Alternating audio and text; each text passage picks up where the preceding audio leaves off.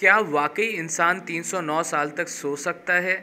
اصحاب کہف کے واقعے کی سائنسی چھانبین۔ ہائبرنیشن ایک ایسا عمل ہے جس کے ذریعے دنیا کے تقریباً 2000 مختلف جاندار موسم کی سختیوں، خوراک کی کمی اور موت کے خوف سے بچنے کے لیے لمبی تان کر سو جاتے ہیں۔ ان کے خلیوں میں موجود جین اس طرح کے خوف و خطرات سے آگاہ ہو جاتے ہیں اور ان پر ایک بہت لمبی نیند تان دیتے ہیں، جسے ہائبرنیشن کہتے ہیں۔ اس عمل کے دوران دل کی دھڑکن 95% تک آہستہ ہو جاتی ہے، سانس سیکنڈوں کے بجائے منٹوں میں چلی جاتی ہے، جسم کا درجہ حرارت کم ہو کر ٹھنڈا ہو جاتا ہے اور جاندار اپنے جسم کی غذائی توانائی پورا کرنے کا بڑا حصہ جسم میں موجود چربی اور مسل سے حاصل کرتا ہے۔ خوراک یا چربی سے توانائی حاصل کرنے کے اس عمل کو میٹابولزم کہتے ہیں۔ اس طرح کل ملا کر آپ یہ کہہ سکتے ہیں کہ ہائبرنیشن کے دوران کسی زندہ چیز کا میٹابولزم انتہائی سست ہو جاتا ہے۔ ہائبرنیشن کرنے والے جانوروں میں کئی چوہے، چمگادڑ، گلہری، لنگوروں کی کئی نسلیں، کچھ پرندے، سانپ، کیڑے اور کئی ریچھ شامل ہیں۔ ہائبرنیشن والے جانور جی بھر کے کھاتے ہیں تاکہ موٹے ہو کر اندر چربی بنا لیں، جو ہائبرنیشن میں ان کو توانائی دیتی ہے۔ ہائبرنیشن سے کچھ مہینوں بعد باہر آنے پر جانداروں کو زور کی بھوک لگتی ہے اور وہ پہلا کام شکار تلاش کرتے ہیں۔ عام طور پر ہائبرنیشن سردیوں سے بچنے کے لیے ہوتی ہے اور اس موسم میں شکار بھی کم ہو جاتا ہے۔ آج تک سب سے لمبی ہائبرنیشن ایک چمگادڑ کی ہے، جو تقریباً 344 دنوں تک یعنی 1 سال تک بنا کھائے پیے سوئی رہی۔ آج سائنس یہ ثابت کرتی ہے کہ ٹیلیمورز، جو کہ ڈی این اے کے ٹکڑے ہیں اور سیل کے کروموزومز کے کناروں پر ہوتے ہیں، وہ سیل کی ہر تقسیم کے وقت کم ہوتے جاتے ہیں اور ان کی تعداد کو لیبارٹری میں ٹیسٹ کر کے کسی بھی جاندار کی باقی زندگی کا اندازہ لگایا جا سکتا ہے۔ سائنسی تحقیق سے یہ پتہ چلا ہے کہ ہائبرنیشن کے دوران یہ ٹیلیمورز کا ڈیوائیڈ ہونا، ان کا تقسیم ہونا، اس ہائبرنیشن کے دوران انتہائی سست رفتار ہو جاتا ہے۔ اس ساری بات کو آسان لفظوں میں کہیں تو ہائبرنیشن کے دوران جانوروں کی عمر بڑھنے کے بجائے تقریباً رک جاتی ہے۔ ہالی ووڈ کی ایک فلم جس کا نام دی پیسنجر ہے، فلم کی اسٹوری کا مختصر تھیم یہ ہے کہ 5000 لوگوں اور 250 اسپیس شپس کے مزدوروں پر مشتمل ایک گروہ ایک نئے سیارے ہوم اسٹے 2 پر جا رہا ہے۔ ہالی ووڈ کی کئی فلموں کے اندر اس کانسیپٹ کو دیکھا جا سکتا ہے، جہاں پر ٹائم ٹریولرز یا وہ لوگ جو اسپیس ٹریولنگ کرتے ہیں، وہ اسی ہائبرنیشن، ایسی خاص مشینوں کے ذریعے جس کے اندر وہ ہائبرنیشن میں چلے جاتے ہیں اور وہ کئی صدیوں تک وہ اس کے اندر سوتے رہتے ہیں بغیر کسی فرق کے، اور کئی صدیوں بعد جب ان کا پلانٹ آتا ہے تو وہ وہاں پہ دوبارہ جگا دیے جاتے ہیں۔ اور یہ سارا کا سارا آج کی سائنس ہمیں بتاتی ہے کہ ہائبرنیشن کے ذریعے ہم کسی بھی بندے کو پریزرو کر سکتے ہیں، ہم کسی بھی بندے کو ایک جگہ پہ روک سکتے ہیں۔ بہرحال سیارہ چونکہ زمین سے 120 نوری سال پر واقع ہے، اس لیے انسان کا اپنی نارمل زندگی میں جس میں وہ بمشکل 70 سے 80 سال طبی عمر پاتا ہے، جانا مشکل ہے۔ اس کے لیے سائنسدان ایسے تابوت تیار کرتے ہیں جس میں ہر شخص کو ہائبرنیٹ کر دیا جاتا ہے تاکہ اس کی عمر انتہا درجے کی آہستہ ہو جائے اور یہ 120 سال کا عرصہ گزر جائے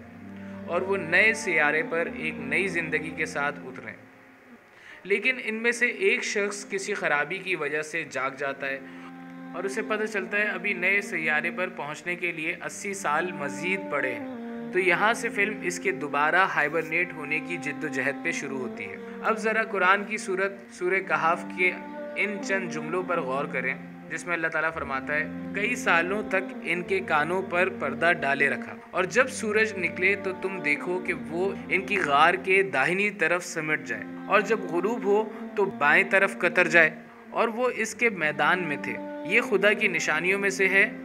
اور تم ان کے بارے میں خیال کرو کہ یہ جاگ رہے ہیں حالانکہ وہ سو رہے ہیں، اور ہم ان کو دائیں اور بائیں کروٹ بدلاتے تھے، اور ان کا کتا چوکھٹ پر دونوں ہاتھ پھیلائے ہوئے تھا۔ اگر تم ان کو جھانک کر دیکھتے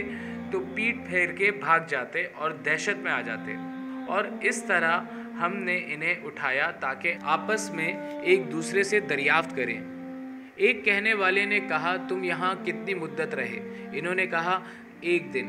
یا اس سے بھی کم۔ انہوں نے کہا جتنی مدت تم رہے ہو تمہارا پروردگار اس کو خوب جانتا ہے، تو اپنے میں سے کسی کو یہ روپیہ دے کر شہر بھیجو تاکہ نفیس کھانا کون سا ہے تو اس میں سے کھانا لے آئے اور آہستہ آہستہ آئے جائے اور تمہارا حال کسی کو نہ بتائے۔ سائنس یہ کہتی ہے کہ ہائبرنیشن کے دوران کئی جانداروں کے جسم کے کئی حصے کام کرنا بند کر دیتے ہیں۔ باہر کا درجہ حرارت چاہے جیسا بھی ہو، پر دنیا کی زیادہ تر غاروں کا درجہ حرارت سارا سال مستقل رہتا ہے۔ اصحاب کہف کا پہلا قدم غار تھا، اس کے بعد سو جانا۔ قرآن کا یہ کہنا کہ ان کے کانوں پر نیند کا پردہ ڈال دیا، دراصل ہمارے اندرونی کان کے حصے کے اندر اشارہ ہو سکتا ہے، جو ایک غیر معمولی آواز پر چونک کر دماغ کو سگنل بھیجتا ہے اور دماغ ہمیں جگا دیتا ہے۔ لیکن اصحاب کہف کے معاملے میں وہ حصہ مکمل رک چکا تھا۔ اگر سورج کی روشنی غار میں پڑتی تو غار کا درجہ حرارت بڑھتا، جو اصحاب کہف کو جگا سکتا تھا۔ دوسرا، سورج کی تیز شعاعیں جلد پر پڑنے سے جسم میں فری ریڈیکل مالیکیولز بڑھتے ہیں، جو انسان کی عمر بڑھانا شروع کر دیتے ہیں۔ لیکن قرآن کا یہ کہنا کہ طلوع و غروب کے وقت سورج غار کے سامنے نہ ہوا، کہانی کو بڑے دلچسپ مرحلے میں لے کر جاتا ہے، یعنی غار سارا عرصہ ٹھنڈی رہی۔ سائنس آج یہ مانتی ہے کہ سویا ہوا شخص اگر زیادہ دیر تک کروٹ نہ بدلے تو خون کا بہاؤ رکنے اور پریشر کی وجہ سے جسم پر بڑے بڑے زخموں کی بیماری کا شکار ہو سکتا ہے، جسے پریشر السر کہتے ہیں۔ اور اسی لیے قرآن میں ذکر آتا ہے کہ اللہ اصحاب کہف کو باقاعدہ کروٹ بدلواتا رہتا تھا، چنانچہ وہ اس بیماری سے محفوظ رہے۔ ایک اور سائنٹیفک ریفرنس جو اس واقعے سے ہمیں ملتا ہے وہ یہ کہ سائنس کے مطابق اگر آنکھیں زیادہ دیر تک بند رہیں تو آنکھوں کے نرو آپٹک کو نقصان پہنچ سکتا ہے، جس کی وجہ سے انسان اندھا بھی ہو سکتا ہے۔ اگر زیادہ دیر مسلسل کھلی رہیں تو کارنیا کو نقصان پہنچا سکتی ہیں،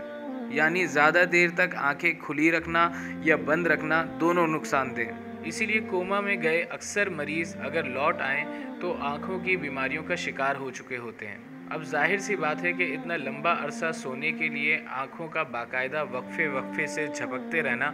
ایک مشکل کام ہے۔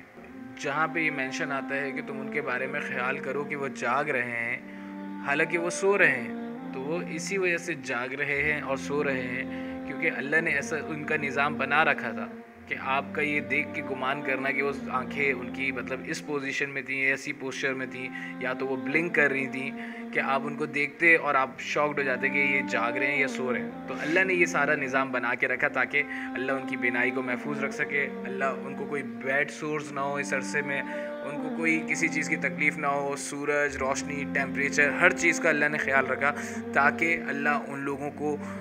آنے والی نسلوں کے لیے ایک نشانی بنائے۔ غرض یہ کہ اس قدیمی واقعے کو جس طرح قرآن میں لفظ بہ لفظ بیان کیا گیا ہے وہ آج موجودہ سائنس کی روشنی میں پرکھا جائے تو 100% درست اور حق ہے، اور اس میں دانش مندوں کے لیے بڑی نصیحت ہے۔